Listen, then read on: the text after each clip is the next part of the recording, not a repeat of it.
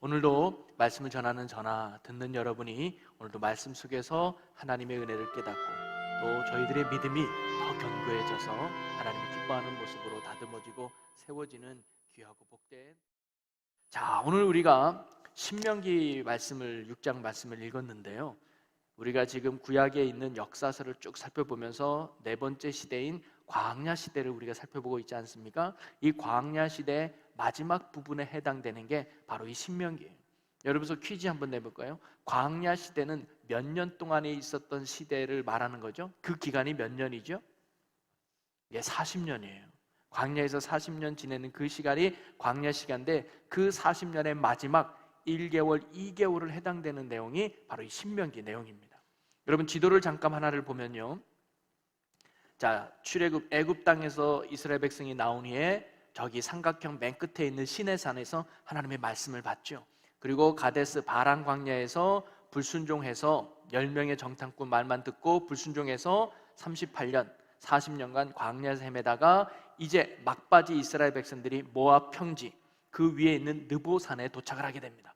그래서 이 마지막 노년에 있는 모세가 마지막 가나안 땅에 들어가기 그 직전에 거기에 있는 이스라엘 백성들 앞에서 이야기하고 설교한 내용이 바로 이 신명기의 내용이죠. 그래서 이 신명기의 말씀의 대상은 누구냐? 바로 이스라엘 백성인 거예요. 제사장도 아니고 레위인도 아니고 하나님을 위한 말씀도 아니라 누구예요? 이스라엘 백성들에게 선포하는 모세의 고별 설교와 같은 내용이 바로 이 신명기입니다. 그런데 그 대상이 누구냐면 2세대 아이들이었어요. 여러분 첫 번째로 말씀을 언제 받았느냐? 시내산에서, 즉 이스라엘 백성들이 출애굽한 지 1개월 좀 넘었을 때 그때 시내산에서 모세가 하나님의 말씀을 받았거든요. 그리고는 그 말씀을 가지고 내려와서 이스라엘 백성들에게 선포했을 때 처음에 들었던 대상은 출애굽 1세대 어른들이었습니다. 그런데 광야에서 40년 지내니까 그 어른들은 다 광야에서 죽음을 맞이하게 됐죠. 그리고는 남아있는 60만 명의 인원은 2세대들이에요. 그러니까 이 세대들은 직접적으로 모세한테 시내산의 말씀을 듣지를 못했어요. 그래서 다시금 이 세대들에게 하나님의 말씀을 가르치고 선포한 게 신명기예요. 그래서 이 신명기라는 말이 뭐냐면 신이 다시 신자거든요. 거듭날 신이에요. 그리고 명은 말씀명, 명령명이잖아요. 다시금 반복해서 말씀을 전했다, 그런 의미가 신명기입니다. 시내산의 말씀은 따로 있고, 즉 출애굽기 20장에 나오는 말씀은 따로 있고 신명기 말씀은 따로 있느냐? 그게 아니라 똑같은 말씀을 모세가 다시 한번 다른 대상에게 선포하는 말씀이 바로 신명기죠. 그래서 새로운 세대, 다음 세대, 우리 자녀들 세대에 하나님의 말씀을 선포하는 이야기가 바로 이 신명기라고 할 수 있겠습니다. 그래서 이 신명기는 모세의 세 편의 설교로 이루어져 있어요. 모세의 세 편의 설교로 이루어져 있는데, 그 첫 번째 설교가 1장부터 4장까지 나오는 이야기예요. 여기에 주제, 내용은 뭐냐면 하나님이 하신 일이에요. 즉 과거에 하나님이 어떻게 우리를 인도하셨는지, 과거에 하나님이 어떻게 우리의 삶에 역사하셨는지를 4장의 그 짧은 그 장을 통해서 40년 동안 일하신 하나님의 이야기들을 쭉 하는 거예요.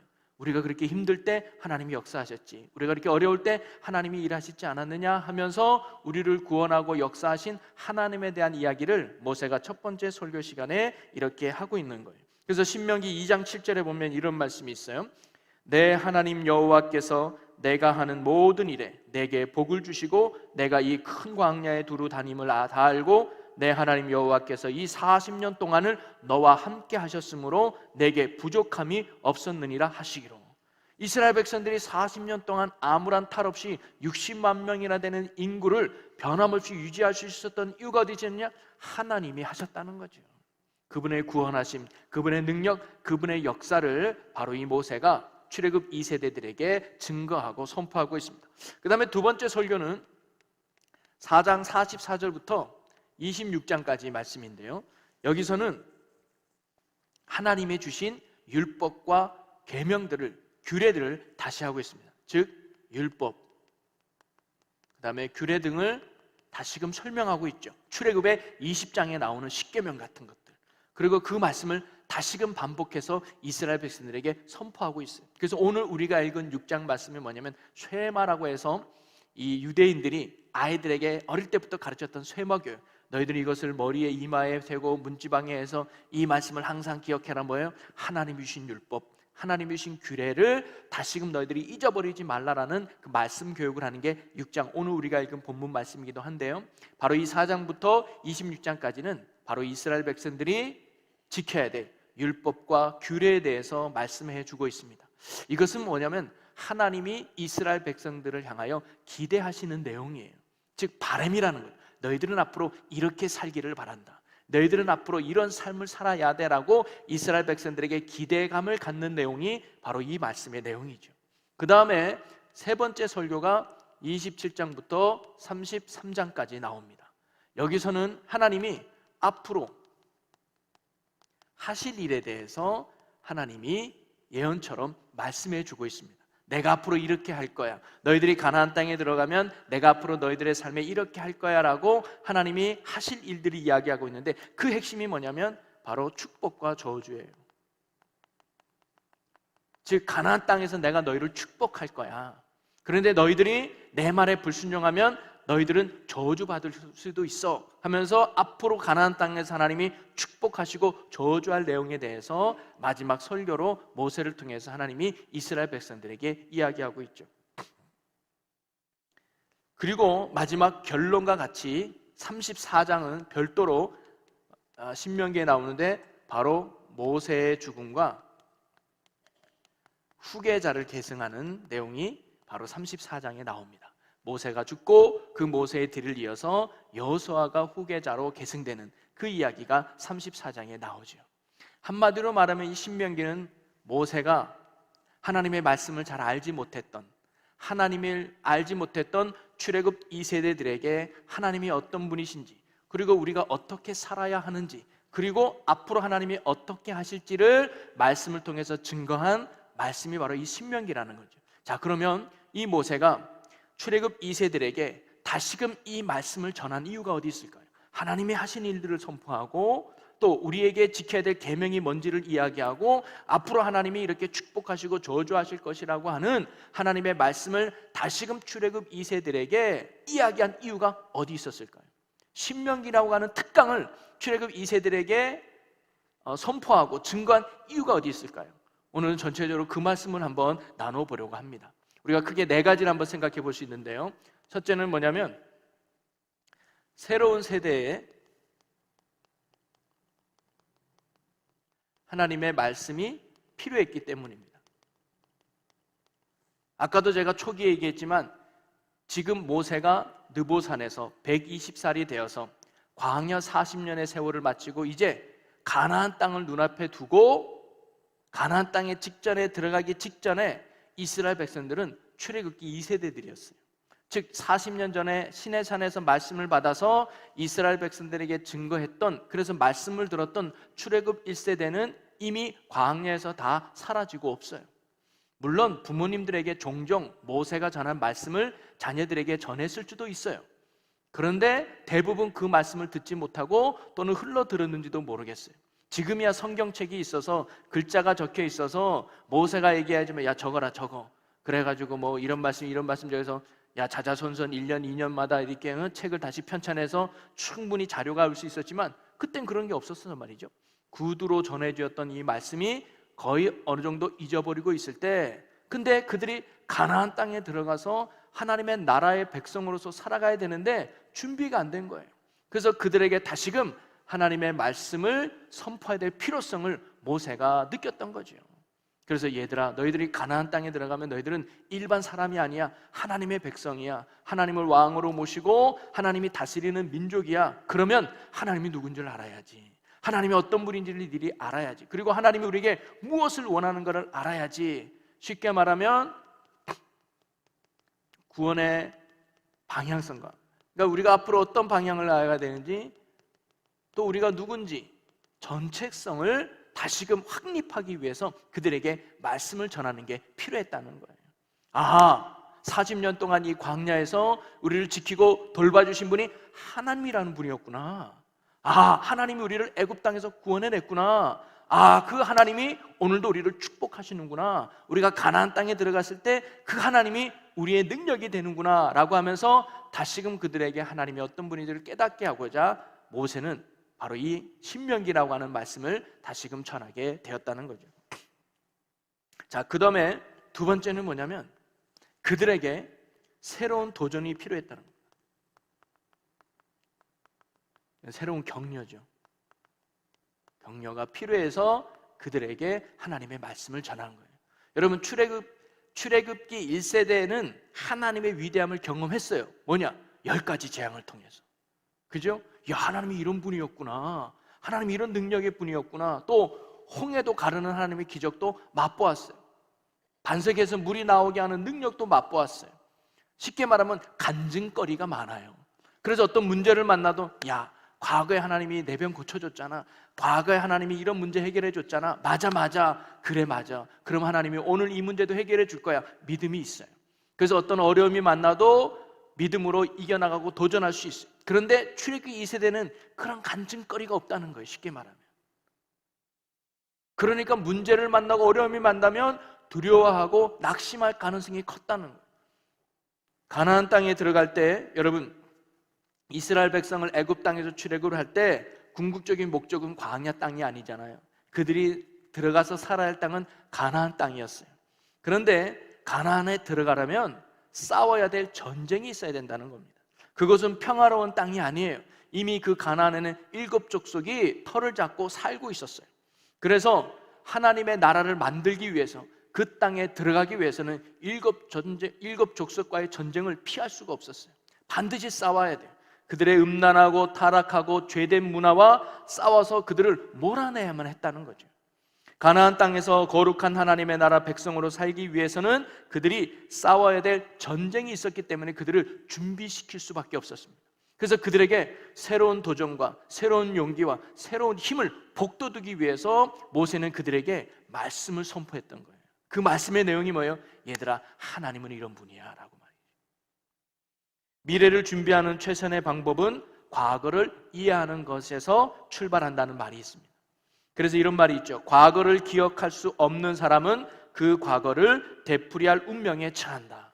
여러분, 사람과 동물의 가장 큰 차이가 뭔지 아십니까? 학습이 가능하다는 거예요. 즉, 과거의 실수를 학습해서 그 실수를 하지 않는 학습의 능력이 인간에게 있다는 거죠. 그래서 인간만이 유일하게 발전하고 발달할 수 있는 거예요. 근데 동물에게는 그런 게 없는 거예요. 그러니까 그들은요, 과거의 실수를 똑같이 하는 거 아니겠습니까? 근데 인간만이 뭐예요? 학습이 가능하니까 과거의 실수를 돌이켜서 오늘의 어떤 그 보완을 해서 더 나은 모습으로 가게 된다는 거죠. 역사의 삶이 우리가 그래야 된다는 겁니다. 과거의 실수와 과거의 잘못을 보았다면 그것을 거울 삼아서 오늘을 되살펴봐서 그런 과거의 잘못을 반복하지 않고 더 나은 모습으로 나가기 위해서 과거의 역사를 우리가 배우는 거 아니겠습니까? 이 모세가 말했던 이 40년의 광야 생활에는 좋은 일만 있었던 게 결코 아니죠. 물론 그 속에서는 하나님의 역사와 능력이 있었지만 그 이면에는 이스라엘 백성의 불순종에 따른 징계와 아픔도 있었어요. 여러분, 신명기 1장에 첫 번째 했던 하나님의 역사 이야기를 출발할 때 가데스 바네의 사건부터 이야기했다는 거예요. 그게 뭐냐면 그들의 불순종이죠. 하나님이 들어가라 약속한 그 땅을 환경이 두려워서 그 조건이 너무 안 좋아서 야, 우리 못 들어가 하면서 하나님을 원망했던, 불순종했던 그 이스라엘 백성들의 모습, 그 결과로 그들이 38년이라고 하는 광야 생활하는 그 징계를 누림에도 불구하고 하나님이 그들을 외면하지 않으시고 40년 동안 그들을 지켜주신 하나님의 은혜를 이야기하면서 이 지금 출애굽기 2세들에게 두 가지를 이야기하고 싶었던 거예요. 첫째는 뭐냐면 그러니 너희들은 두려워하지 말라는 거예요. 야, 가나안에 들어가면 힘센 족속도 만날 것이고 가나안에 들어가면 정말 어려운 성도 만날 것이야. 그래도 두려워하지 마. 왜냐? 40년 동안 역사하신 하나님을 우리가 듣지 않았냐. 불가능을 가능케 하고 어려움을 이겨내시는 능력의 그 하나님을 우리가 맛보지 않았냐. 그러니까 너희들 두려워하지 말라는 거죠. 1장 21절에 이렇게 기록되어 있습니다. 너희의 하나님 여호와께서 이 땅을 너희 앞에 두셨은즉 너희 조상의 하나님 여호와께서 너희에게 이르신 대로 올라가서 차지하라. 두려워하지 말라. 주저하지 말라.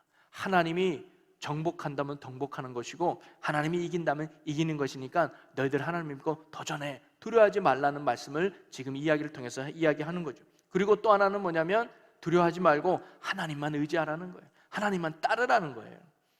그러면 반드시 하나님께서 승리케 하시고 구원해 주신다는 것을 말씀해 주고 있는 거죠. 어제의 하나님이 오늘의 하나님이고 내일의 하나님이에요. 어제 이기게 하신 하나님이 오늘도 이기게 하실 것이고요, 오늘 이기게 하신 하나님이 내일도 이기게 하신, 변함없는 어제나 오늘이나 동일하신 하나님을 지금 모세가 선포하고 증거하고 있는 겁니다. 40년 전에 구원의 능력을 베풀었던 하나님이 오늘도 동일한 거야. 오늘도 동일한 능력으로 너희와 함께 하니까 가나안 땅의 새로운 환경에 가도 너희를 두려워하지 말고 하나님만 의지해. 그러면 진정한 승리가 너희에게 있을 거야 라고 모세가 지금 선포하고 증거하고 있던 거죠. 그러면서 1장 30절에 보면 너희보다 먼저 가시는 너희의 하나님 여호와께서 애굽에서 너희를 위하여 너희 목전에서 모든 일을 행하신 것 같이 이제도 너희를 위하여 싸우실 것이며, 과거에 이기신 하나님이 오늘 너희와 함께함으로 이기게 하실 거야. 그러니 너희들 하나님 붙들고 나아가라고 말하는 거죠. 33절에도 이렇게 말해줍니다. 그는 너희보다 먼저 그 길을 가시며 장막 칠 곳을 찾으시고 밤에는 불로 낮에는 구름으로 너희가 갈 길을 지시하신 자이시니라. 앞서 행하시며 너희를 지키시고 인도하시는 그 하나님이 가나안 땅에 들어가도 낯선 환경과 어려운 상황 속에 있다 할지라도 하나님이 너희를 지키시고 인도하고 이기게 하실 거야. 그러니 너희를 하나님만 붙들고 나아가라 하면서 그들에게 새로운 도전과 격려를 주기 위해서 신명기라는 말씀을 모세가 증거했다는 것이죠. 과거에 하나님이 그들과 함께 하신 일, 그들을 이기게 하신 이들을 소개하면서 과거의 조상들은 그 하나님을 불신하며 실패하며 징계받았지만 너희들은 그렇지 마라. 그래서 우리의 승리의 원동력은 하나님의 말씀을 붙들고 그 말씀에 순종하는 것임을 잊지 말고 가나안 땅에 들어가도 하나님 붙들고 순종해. 그럼 하나님이 반드시 승리케 하실 거야 라고 이야기해 주고 있는 거죠. 여러분, 오늘 모세가 출애굽 2세대에게 선포한 이 말씀은 오늘 우리에게도 주시는 하나님의 말씀인 줄로 믿으시기를 바랍니다. 과거의 하나님은 오늘의 하나님이고요, 오늘의 하나님은 내일의 하나님, 변함이 없는 능력의 하나님이에요. 다윗에게 역사하신 하나님이 오늘 우리 하나님이 아니시겠습니까? 여러분이 어떤 환경에 처하든 어떤 상황 속에 있든 동일한 능력으로 함께 하시는 그 하나님을 붙들고 새로운 용기와 새로운 담대함으로 날마다 승리하시며 나가시기를 주님의 이름으로 간절히 축원합니다. 그 다음에 세 번째는 어떤 이유로 모세가 이런 신명기 말씀을 전가했느냐? 새로운 나오죠. 유혹을 대비하기 위해서. 여러분, 가나안 땅이 축복의 땅이라고 우리는 잘 알고 있잖아요. 근데 가나안 땅이 축복의 땅인가 동시에 거기는 죄와 우상이 만연한 땅이기도 했다는 거예요. 가나안 땅은 그러기에 신앙을 지키기가 힘든 곳이었기 때문에 영적으로 무장하지 않으면 안 됐다고 하는 사실입니다. 예수 믿기 편한 땅이 아니었다는 거예요. 이미 죄로 물들고 우상으로 물든 땅이었기 때문에 이 이스라엘 백성들이 전신 바짝 차리지 않으면 넘어질 수밖에 없는 땅이 어찌 보면 가나안 땅이었어요. 여러분, 우리는 가나안 땅 하면 젖과 꿀이 흐르는 참으로 좋은 축복의 땅이라고 생각하지만 절대 그렇지만은 않다는 거예요. 그 축복의 땅을 얻기 위해서는요, 그 땅에 살고 있는 족속들과 반드시 싸워야 하며 이겨야만 했습니다. 그리고 그들이 누리고 있는 음란하고 더러운 문화들을 내쫓아야만 했다는 거죠. 광야는 어찌 보면 배고픈 문화요, 물이 없는 문화요, 척박한 문화요, 고난의 문화였잖아요. 그러니까 하나님을 의지할 수밖에 없는 상황이긴 해요. 왜? 내가 너무 없으니까, 내가 너무 힘드니까 광야에서는 하나님이라고 찾을 수밖에 없는 상황에 놓을 수 있어요. 그러나 가나안 땅에서는 정착 문화예요. 그러면서 점점 농사도 지으면서 풍요로워져요. 부족함이 없는 문화가 가나안 문화일 수 있어요. 그러다 보니까 하나님을 외면하고 하나님을 멀리하기 쉬운 땅이 바로 가나안 땅이라는 거예요. 그래서 준비 없이 들어가면 금방 뭐예요? 유혹에 쉽게 빠져버리는 거예요. 내가 믿음이 견고하지 않으면, 내가 믿음이 깊지 않으면 죄가 만연한 가나안 땅에 흡수되어서 하나님을 잃어버리기 쉽다는 거죠. 그렇기 때문에 가나안에 들어가기 전에 영적 재무장이 필요했던 것입니다. 그래서 너희들은 스스로 성결해라, 너희들은 거룩해라, 하나님이 거룩하니 너희도 거룩해라. 그래서 너희들은 말씀의 사람이 되어라, 믿음의 사람이 되어라, 기도의 사람이 되어라, 순종의 사람이 되어라. 그래서 가나안 땅에 물들지 아니하고 오히려 가나안 땅을 하나님 나라 땅으로 만드는 하나님의 거룩한 백성이 되라라고 선포하기 위해 이 말씀을 전했다는 거예요. 여러분, 오늘도 우리도 마찬가지인 줄로 믿으시기 바랍니다. 어찌 보면 우리가 살고 있는 이 땅이 영적 가나안 땅 아니겠어요? 그래서 이 땅을 하나님 나라 만드는 사명이 오늘 저와 여러분에게 있지 않겠습니까? 저와 여러분이 말씀으로 무장하지 않으면, 저와 여러분이 깨어있지 않으면 우리도 돈에 넘어지고 명예에 넘어지고 인기에 넘어지고 죄에 넘어지고 음란한 문화에 넘어져서 우리도 쓰러질 수밖에 없다는 거죠. 그러기에 날마다 말씀을 가까이 함으로, 말씀으로 재무장해서 여러분이 주어진 삶의 자리에서 이 세상에 물들지 말고 우리 하나님의 굳건한 뜻을 이루어갈 수 있는 믿음의 영혼들이 되시기를 주님의 이름으로 간절히 축원합니다. 그리고 네 번째는요, 이스라엘 백성의 관점과 하나님의 관점에 차이가 있기 때문에 이 말씀을 증거하면서 하나님의 관점이 무엇인가를 깨닫게 하려고 했던 거예요. 여러분, 축복의 땅 가나안 땅을 코앞에 두고 있는 이스라엘 백성의 큰 관심과 하나님의 그 관심과에는 차이가 있었습니다. 여러분, 이스라엘 백성들의 그 관심은 빨리 이 광야 생활을 벗어나는 거예요. 너무 힘들거든요. 잘 씻지도 못하죠. 정착하죠. 농사도 안 지니까 맨날 맛이 없는 만나만 먹어야죠. 그리고 가보지 않는 땅을 계속 움직여야 되니까 오늘은 무슨 일이 벌어질까, 내일은 무슨 일이 벌어질까, 어떻게 보면 늘 불안하고 두려움의 삶이 살았던 것이 광야 생활인지도 모르겠어요.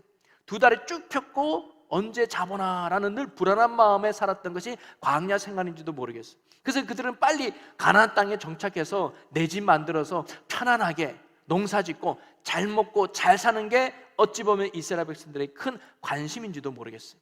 그리고 하나님께서는 정말 가나안 땅에 들어가면 너희들에게 큰 축복을 주실 거라고 하나님이 정말로 약속하셨거든요. 그래서 우리가 잘 알고 있는 신명기 28장은 축복의 장이에요. 그 장에서 너희가 가나안 땅에 들어가면 내가 너희에게 이런 축복을 주겠다라고 하나님이 약속하신 내용이 쭉 나오지 않습니까?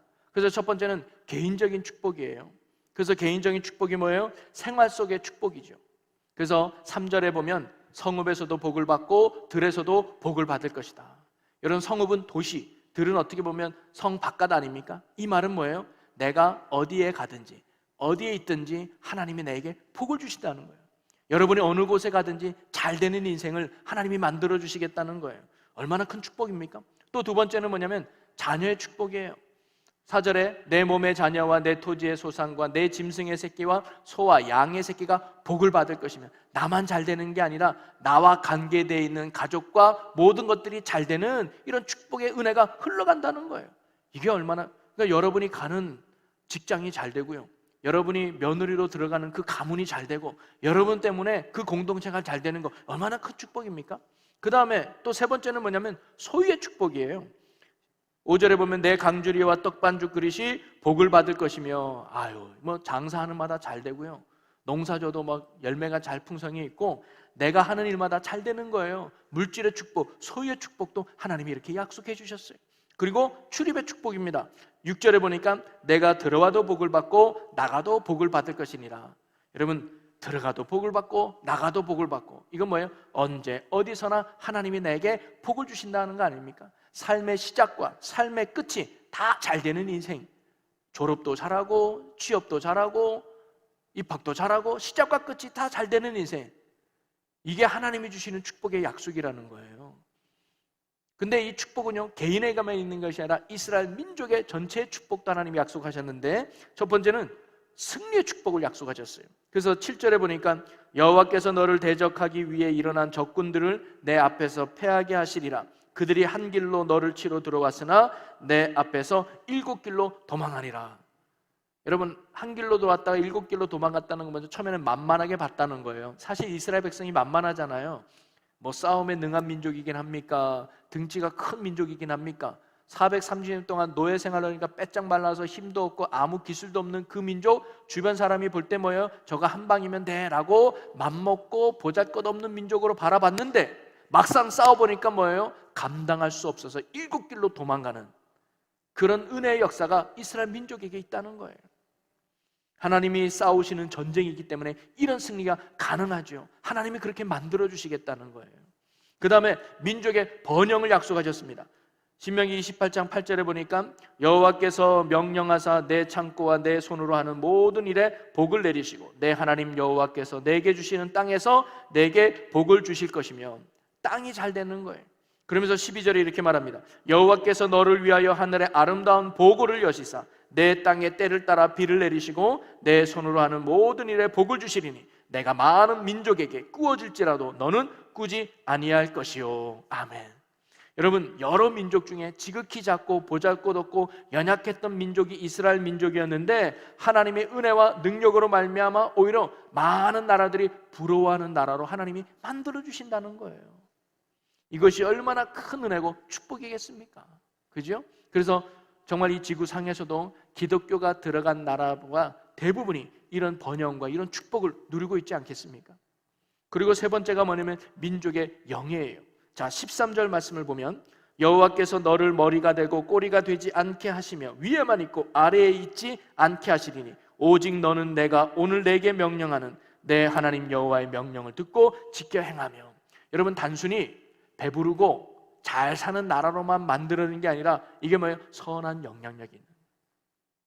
야, 저 나라가 저렇게 하면 우리 따라가야 돼. 저 나라가 저렇게 말하면 우리 그 말에 따라야 돼. 아무도 우리를 무시할 수 없는 그런 부강하고 정치적으로 또는 정신적으로도 우위에 세우는 그런 민족으로 하나님이 만들어 주신다는 거예요. 여러분, 이런 하나님의 약속이 오늘도 동일한 은혜의 약속인 줄로 믿으시기를 바랍니다. 하나님이 우리에게 능력과 은혜로 그렇게 복을 주신다는 거예요. 그게 왜 가능하냐? 하나님이 창조주이기 때문이죠. 하나님이 전능자이기 때문에 이런 축복을 반드시 내릴 수 있는 거예요. 오늘도 예수 믿고 구원받은 저와 여러분에게도 동일한 개인적인 축복, 또 민족의 축복, 가정의 축복이 오늘도 하나님의 은혜로 우리에게 부어지는 줄로 믿으시기를 바랍니다. 바로 이스라엘 백성은 이런 축복을 사모했겠죠. 그런데 이스라엘 백성들의 큰 관심은 축복 자체에 있었다는 거예요. 가나안 땅에 들어가면 잘 먹고 잘 사는 것, 이것만이 이스라엘 백성의 관심이었는데 하나님은 아니에요. 하나님의 관심은 단순히 그들이 이스라엘 백성들이 가나안 땅에서 잘 먹고 잘 사는 걸로 머무는 것이 아니라 그런 축복을 넘어서 하나님의 위대함을 드러내는 거예요. 그래서 이방인의 빛이 되고 제사장 나라의 사명을 감당하는 것이 바로 하나님의 관심이었어요. 그래서 세상 사람들은 하나님을 무시하고 하나님을 업신여기고 하나님을 모르게 살아가는 이 세상 사람들에게 하나님이 다스리는 이스라엘 민족이 진짜 잘 되는 모습을 보고 세상 사람들이 뭐예요? 나도 당신이 믿는 하나님 믿을게요. 우리도 어떻게 하면 당신처럼 하나님 나라 백성이 될 수 있어요 하면서 온 세상 모든 사람들이 하나님께로 돌아오는 등대와 같이 빛을 딱 비치면 저기가 육지구나 하면서 모든 배가 그 육지로 오듯이 이방인의 빛이 되어서 저기에 구원이 있구나, 저기에 생명이 있구나, 저기에 능력이 있구나라고 하나님께 오는 그런 복음의 사명이 바로 이스라엘 백성들이 있었는데 그 관심의 차이가 달랐다는 거죠. 그러면서 출애굽기 2세대 니들 지금 힘들지, 그리고 가나안 땅에 들어가서 이제 빨리 잘 먹고 잘 살기를 원하지, 근데 거기에 초점이 있는 게 아니야. 하나님은 분명히 가나안 땅에 가면 우리를 잘되게 축복하실 거야. 그런데 축복이 단순히 복으로만 끝나면 안 돼. 그것이 사명으로 연결돼서 하나님의 위대함을 드러내고 하나님의 역사를 나타내서 이방 사람들이 우리를 통해 하나님께로 올 수 있도록 만드는 것, 그것이 우리의 진정한 사명임을 너희들 꼭 잊지 마라고 모세가 지금 이스라엘 백성들에게 선포하는 거예요. 여러분, 이 말씀은 오늘 우리에게도 동일한 말씀인 줄로 믿습니다. 여러분, 하나님이 여러분에게 축복하실 줄로 믿습니다. 여러분의 개인이 잘 될 것이고 가정이 잘 될 것이고 또 이 나라 이 민족이 잘 될 줄로 믿습니다. 그런데 우리가 하나님께 주신 이 복이 복으로만 끝나면 그 복이 나중에 도구로 돌아올 수 있다는 거예요. 그게 유럽 교회가 그렇지 않습니까? 유럽이 처음에 복음이 들어가서 바울을 통해서 그 유럽 땅에 얼마나 복음이 들어갔습니까? 그래서 얼마나 예수 생명이 넘쳐났어요. 그래서 그 나라가 얼마나 잘 살게 됐습니까? 그런데 지금은 다 하나 둘씩 교회를 떠나고 믿음을 저버리고 교회가 술집으로 바뀌어버리는 그런 안타까운 현상이 지금 유럽 교회, 미국에서 점점 생기는 거 아닙니까? 그게 뭐예요? 하나님의 축복을 복으로만 끝났기 때문에 사명으로 연결돼야 되는데, 하나님이 왜 내게 이런 건강을 주셨을까? 하나님이 왜 내게 이런 물질의 풍요를 주셨을까? 하나님이 왜 내 이 가문의 아름다운 명예를 주셨을까? 하나님을 나타내라고, 하나님을 증거하라고. 그래서 어느 곳에 가든지 여러분, 하나님이 나를 이렇게 만드셨어요, 하나님이 나를 이렇게 새롭게 하셨어요, 당신도 하나님 믿어보세요, 너무 좋아요 라고 하나님을 증거하는 복음의 삶으로 나가야 되는데 이게 안 되는 거예요. 배부르면 예배 안 드리게 되고, 배부르면 기도 생활 안 하게 되고, 배부르면 전도 안 하게 되면서 점점점 믿음을 떠나는 그 아픔이 오늘 한국교회도 점점 생기는 것 같다 이 말이죠. 오늘 거기에 경각심을 가지고 저와 여러분이 하나님의 복으로만 머무는 것이 아니라 사명으로 연결시켜서 하나님의 끝까지 역사하심을 이루어갈 수 있는 이 시대에 변치 않는 믿음으로 하나님께 쓰임받는 우리 충주제일교회와 또 여러 성도 여러분이 되시기를 주님의 이름으로 간절히 축원합니다. 그리고 마지막으로 모세의 죽음인 34장이 나오죠. 모세의 죽음입니다. 여러분, 참 누구보다 가나안 땅에 들어가고 싶었던 게 모세 아니었을까요? 그죠? 하나님이 떨기나무에서 만나가지고 내가 애굽 땅에서 인도하여서 가나안 땅에 인도하실 것이다. 누구보다도 정말 하나님 편에 서서 이스라엘 백성을 위해서 헌신하고 수고했던 모세, 누구보다 먼저 첫 테이프를 끊고 가나안 땅에 들어가야 되는 게 모세 아니었습니까? 그런데 모세가요, 그 가나안 땅을 눈앞에 두고 들어가지 못해요. 중간에 죽었으면 그나마 다행인데 저기가 가나안 땅이구나, 저기가 젖과 꿀이 흐르는 땅이구나, 저기가 하나님의 나라를 펼칠 거룩한 땅이구나 눈으로 보면서 들어가지 못하는 이 모세의 안타까움이 얼마나 컸을까요? 그런데요, 모세의 죽음을 통해서도 하나님이 우리에게 깨닫게 하고 주시는 영적 메시지가 두 가지가 있어요. 그 첫째는 뭐냐면 순종이 축복의 원인임을 다시 한번 원리임을 가르쳐 주는 거예요. 여러분, 모세가요 가나안 땅에 들어가지 않은 이유에 대해서 신명기에서 이렇게 말씀해 주고 있습니다. 신명기 32장 50절과 51절을 보면요, 내 형 아론이 호르산에서 죽어 그의 조상에게로 돌아간 것 같이 너도 올라가는 이 산에서 죽어 내 조상에게로 돌아가리니. 왜 그러냐? 51절, 이는 너희가 신 광야 가데스 무리바 물가에서 이스라엘 자손 중 내게 범죄하여 내 거룩함을 이스라엘 자손 중에서 나타내지 아니한 까닭이라. 모세야, 너는 아론이 광야에서 죽었던 것처럼 너도 가나안에 들어가지 못하고 죽을 거야. 그 이유가 뭐냐? 너희가 무리바 물가에서 너가 나에게 범죄했기 때문에, 나의 거룩함을 이스라엘 백성 중에 나타내지 않았기 때문에 너는 가나안 땅에 들어갈 수 없어 라고 이야기하는 거예요. 여러분, 무리바 물 사건이 뭐냐면요, 이스라엘 백성들이 무리바 갔을 때 물이 없어가지고 우리 여기서 목말라 죽일 작정입니까? 하면서 모세와 하나님을 크게 원망한 적이 있었습니다. 그래서 모세도 하나님이 어떻게 합니까? 이스라엘 백성이 이렇게 우리를 원망하고 막 돌을 치려 죽이려고 하는데요. 그랬더니 하나님이 반석을 향하여 명령해라, 물을 내라. 그러면 그곳에서 반석에서 물이 나올 것이다. 즉 하나님의 말씀은 말씀으로 말미암아 물이 내라 그랬거든요. 근데 모세는 감정이 좀 업했어요.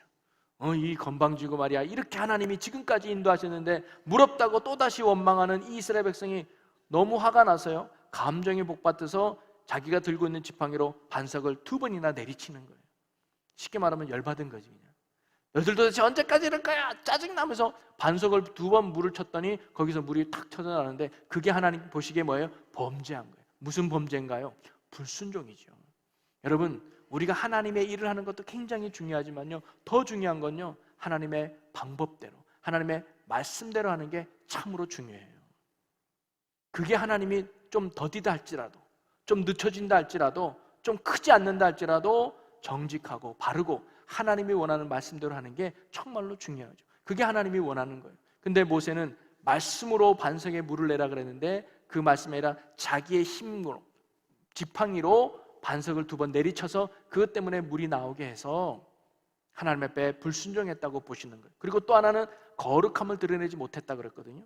여러분, 하나님의 거룩함, 그분이 어떤 분인지를 드러내야 되는데 못 드러냈다는 건데 뭐냐면, 하나님은 말씀만으로도 능력을 베푸시는 분임을 바로 그 사건을 통해서 하나님이 드러내기를 원했는데 모세가 뭐예요? 행위로 드러낸 거예요.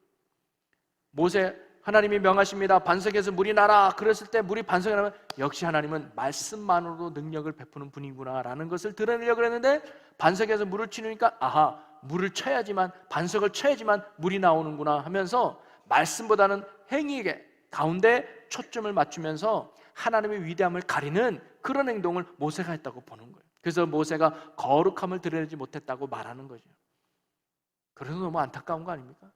이런 걸 실수로 봐줘가지고, 모세 너 그랬지만 야, 네가 지금까지 40년 동안 한 걸 내가 아니까 내가 딱 입 닫고 너 그냥 들여보내줄게, 이래도 되는 거 아니겠어요?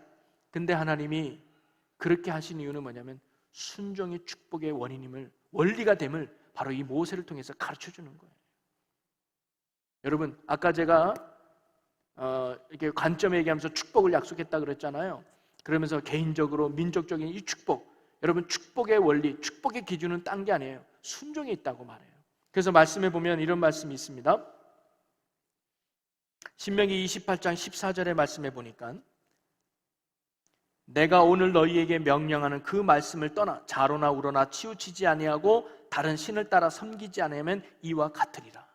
이 말씀을 자로나 우로나 치우치지 않고 오직 이 말씀 앞에 너희들이 순종하면 이와 같은 복을 받을 것이다. 그러나 너희들이 이 말씀에 순종하지 않으면 저주가 너희에게 임할 것이다. 그래서 하나님은 복과 저주를 동일하게 내릴 수 있는 창조주 하나님이심을 이 신명기 말씀을 통해서 이야기해 주고 있는 거거든요.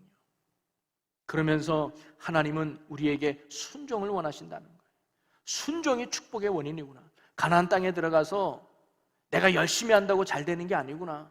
내가 사람들한테 싸바싸바 한다고 잘 되는 게 아니구나. 내가 기술을 많이 연마한다고 잘 되는 게 아니구나. 모든 축복의 원리는 하나님께 있는구나. 그래, 내가 잘한다고 되는 것도 아니고 환경이 좋아서 되는 것도 아니고 하나님이 도와주셔야, 하나님이 역사하셔야, 하나님이 일하셔야 내가 되는구나 라는 사실을 깨달으라는 거죠. 야, 오죽하면 모세마저도 불순종했다고 이런 가나안 땅에 들어갈 수 없을까? 그래, 순종이 해답이구나. 이 사실을 깨닫게 하고자 저는 개인적으로 안타까운 마음이지만 모세를 거기서 죽일 수밖에 없었던 하나님의 마음이 있지 않았을까? 그걸 깨닫게 하기 위해서 말이죠. 오늘도 저와 여러분이 순종이 축복의 원리임을 알고 여러분 항상 하나님의 말씀에 순종할 수 있는 저와 여러분이 되시기를 주님의 이름으로 간절히 축원합니다. 그리고 또 하나의 의미는 뭐냐면요, 가나안은 구원을 이야기하는 거 아니겠습니까? 모세가 상징하는 건 뭐냐면 율법이에요.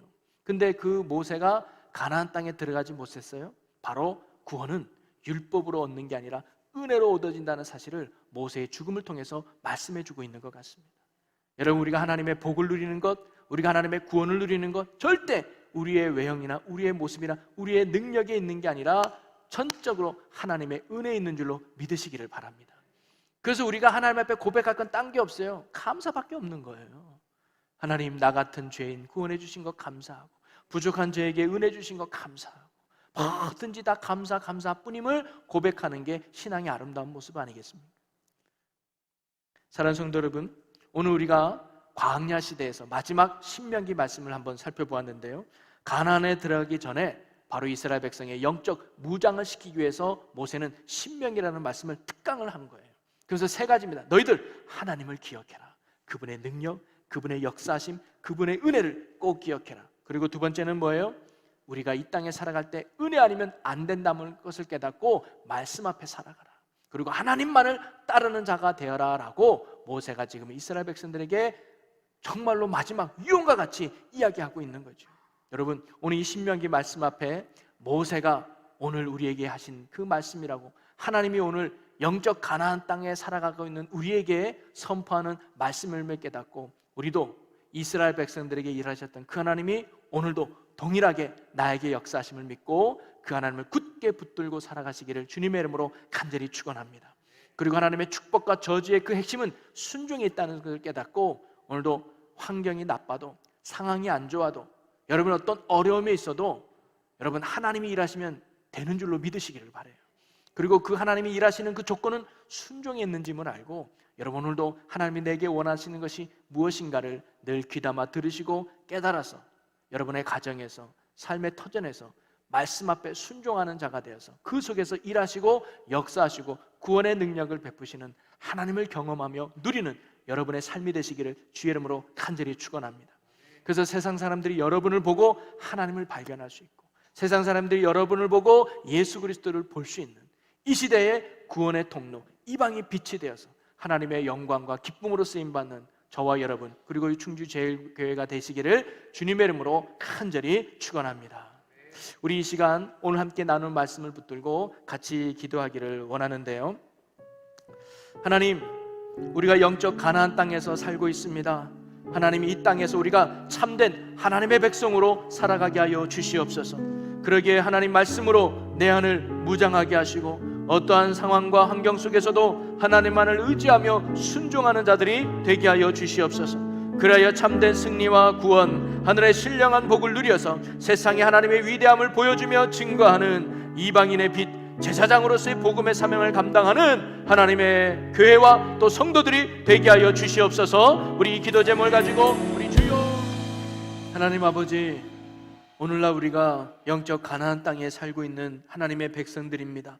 우리가 이 땅에 물들며 죄에 살아가는 저희들이 되지 않게 하시고 날마다 말씀으로 무장하여 세상과 구별되게 하나님의 위대함을 드러내며 살아가는 하나님의 백성들이 되게 하여 주시옵소서. 그러게 날마다 말씀으로 내 안을 무장하게 하시며 어떠한 상황과 환경 속에서도 능력의 하나님만을 의지하며 살아가는 저희들의 믿음 되게 하여 주시옵소서. 그래야 하나님의 살아계심과 하나님의 능력의 나타남을 통하여 많은 사람들에게 하나님을 증거하는 이 시대 복음의 사명을 감당해내는 축복의 자녀들이 되게 하여 주시옵소서. 감사와 영광을 주께 올려드리며 예수님의 이름으로 기도하옵나이다. 아멘. 그 말씀이 굳게 서리, 영원하신 말씀 위에 굳게 서리, 영원하신 말씀 위에 굳게 서리, 굳게 서리, 그 말씀 위에 굳게 서리라. 할렐루야. 우리 하나님께 큰 박수로 영광 돌리겠습니다. 할렐루야. 아멘.